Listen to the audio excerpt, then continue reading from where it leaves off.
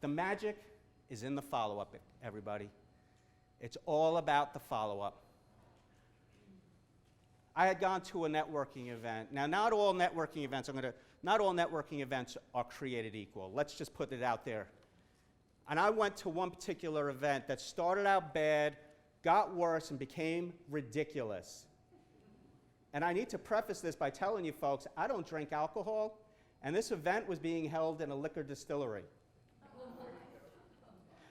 Well, I don't mind being around people that are drinking alcohol. I don't like to be around people that are drunk. And I got there a little late, and there were already several people well on their way. When I walked in, there was only one bar, and it had a line that stretched about as long as the line for Space Mountain at Disney. So I got on the line. I figured, let me get a Coke before I start networking. And it took me what felt like about 15 minutes to get to the bar. When I got to the bar, I couldn't wait to get my Coke. And I asked the bartender, I said, can I please have a Coke? And the bartender was a young college kid. He says, sorry, sir, we don't have any sodas tonight. I said, that's okay. Can I have one of those sparkling waters you have behind the bar, please? Sorry again, sir, but the sparkling water is for mixed drinks only. Okay, so what am I supposed to drink? And he said, well, I could give you a cup of ice and you can get water out of the restroom. And so I'm not going to share with you what I said to him because it would be inappropriate at this time, but he did get me my sparkling water. But I also had to watch him to make sure he didn't spit in it when he was pouring it. That was bad. Then when I started going out networking and talking to people, I just wasn't connecting with people. I wasn't communicating well that night. I wasn't meeting the people that were going to help me grow my business or that I could help introduce to some of my referral partners. Just wasn't a good night. There was one woman that I was speaking to this one woman, and the only time she would ever talk to me was after she put food in her mouth and started chewing. I mean, it was just really bad. Now, ridiculous. Who's ready for the ridiculous?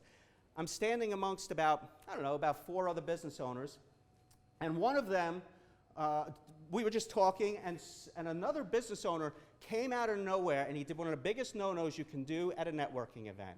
He just started handing out business cards without even saying hello. We call him the business card ninja, you know? He's just like, he's just throwing business cards at you. Well, one of the ladies, she was trying to be nice, and she said, oh, this is a nice business card. Does Joe print these for you? And he said, no, I get my printing online for about a quarter of the price as Joe's company charges. Everybody looked at me embarrassed and started to walk away, and I said, that's it. I'm done.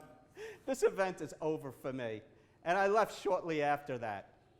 On my way home, I asked myself, did I get any value out of this event?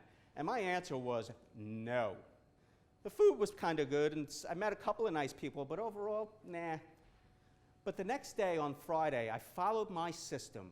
And my system is, I don't care who you are, if I met you, I send you an email that says, it was nice to meet you last night. I hope to see you again soon. The end. Well, I got a phone call at about 6 p.m. that night. It was a number I didn't recognize. I was actually getting ready to call it a day, but I answered it. And a very loud voice on the other line goes, hey, Joe, this is Charlie. Remember me from last night? I'm the guy that sells real estate. And I was like, and I met about 30 other people the night before that sold real estate at this event, but I did remember Charlie because of his voice. I was like, yeah, hey, Charlie, sure, I remember you. Hey, did you get my email? I sent you an email today. Joe, that's exactly why I'm calling you. Nobody ever follows up, Joe, and I was so impressed when I got your email today. And I'm sitting there thinking to myself, yay, he's calling me to tell me he's proud of me that I followed up at 6 o'clock on a Friday night.